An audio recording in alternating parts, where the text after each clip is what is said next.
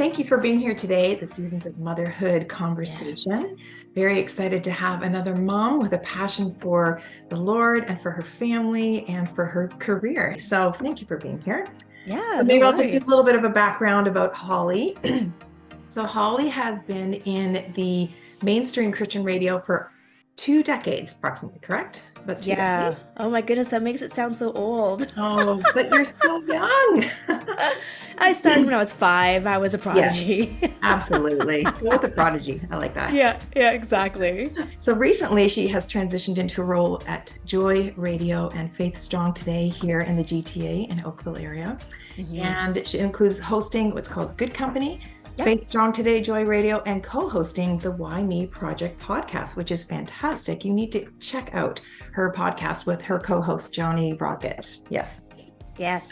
So you have such a passion for this industry, and I would love to know where this passion started for you.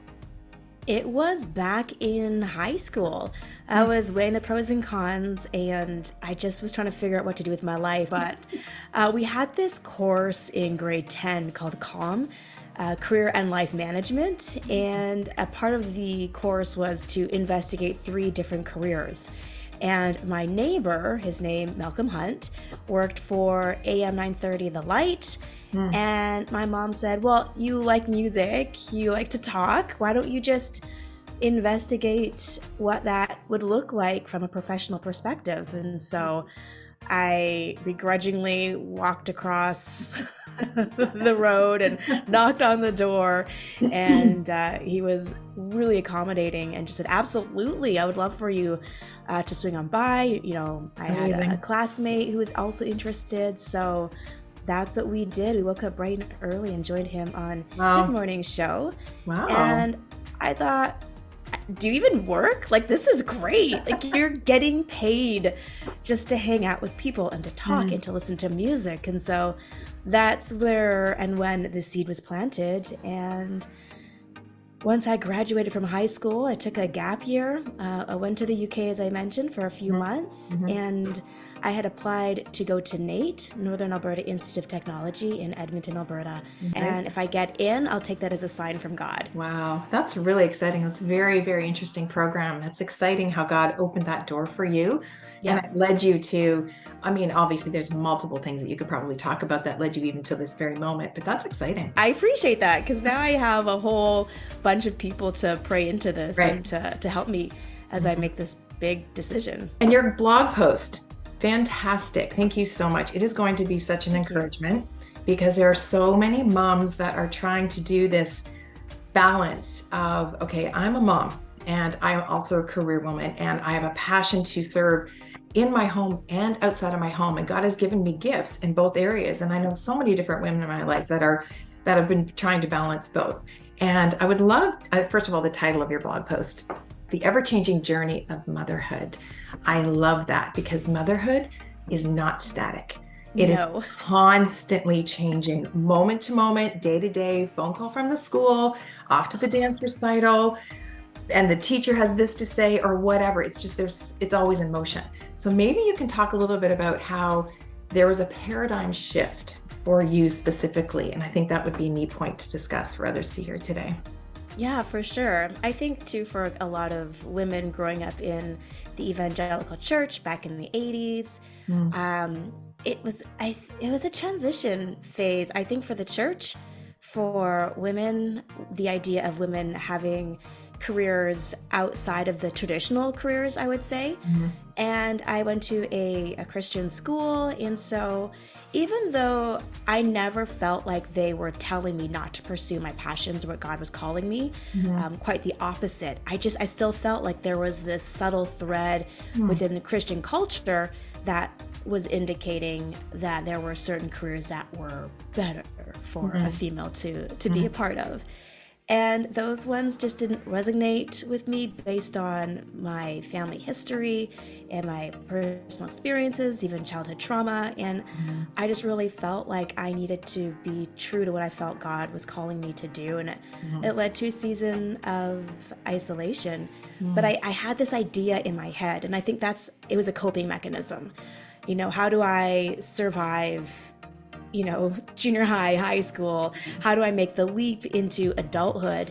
And so for me to have a clear defined path was really important. And so if someone has a Strathcona Christian Academy yearbook from 1998, you'll actually be able to see that I wanted to live in a penthouse. I wanted to have IKEA furniture. I wanted to have fish, not kids. I wanted to marry a professional athlete. And in some ironic way, God did actually answer all of that, just not in the way that I had anticipated. That is how it works. I've learned I have to be very specific with my requests for what I'm asking of God. But this was a path that I had to be sold out for to be able just to cope with life. And so anything that deviated from that was really hard for me to process, because I have to envision something and then it becomes reality. Okay. And I could not envision myself married.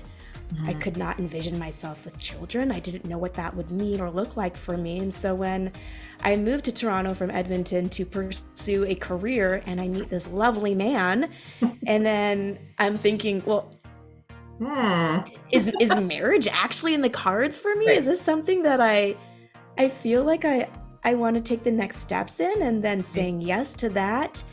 I mean, that was wild in and of itself. And just dealing with everyone saying, I thought you were never going to get married. Oh.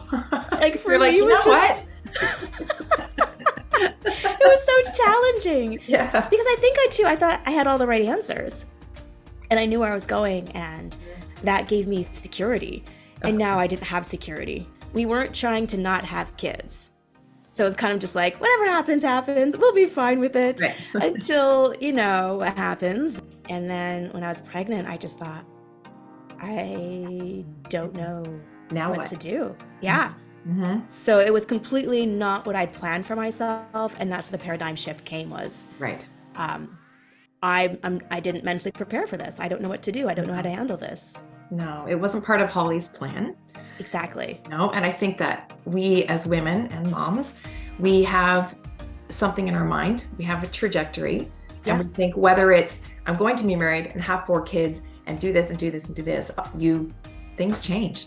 And I think when we live with open hands that, okay, Lord, you know what? I do have something on my heart and in my mind, but really, truly, if it comes from you, then you need to show me. And I think that that's a hard place to get. And I think of a lot of younger women right now that are in that phase of early dating or thinking about engagement or finishing school, and they're just like, what? And so for them, a paradigm shift may be coming. Yeah. And it might be something big, but God can handle it. You have this journey now. So where are you at now as a mom and as a career woman? Maybe I can just transition to that one just quickly. Yeah, for sure. I mean, I clearly love my littles. They are now 9 and the other one is turning 7 in days. Wow. And I'm just so proud of myself for surviving. You should be. I understand. Yeah, because with that paradigm shift also came the inability to ask for meaningful help, but then also too, people are really busy. So when you would ask and then they were unable to, that's hard. It was really hard for me to process. Or I would see other people getting lots of help and I wasn't getting help, and I'm trying to manage, all the things. Right.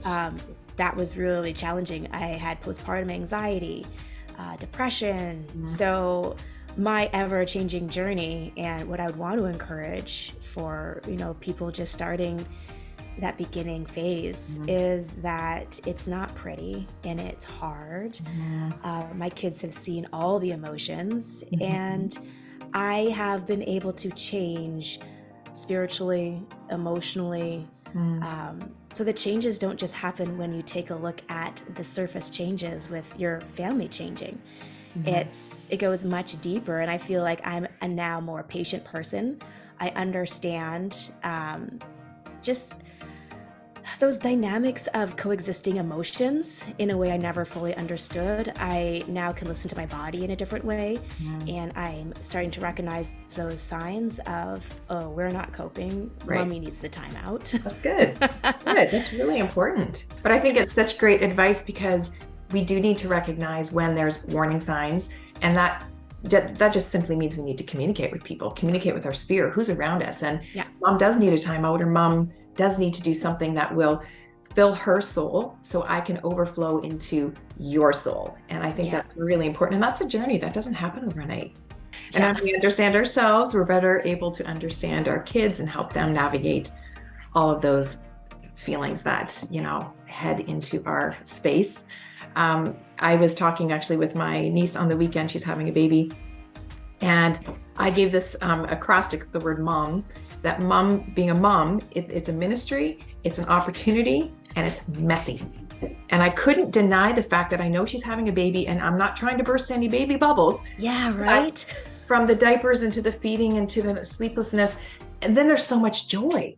But there's still this balance of, okay, how do I manage the mess? And then for career women, how do I manage career? And how do I manage being a mom? And if God's placed you there, he's going to equip you.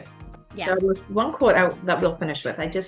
You said, we simply have to listen and be faithful to God, no matter what the season we are journeying through.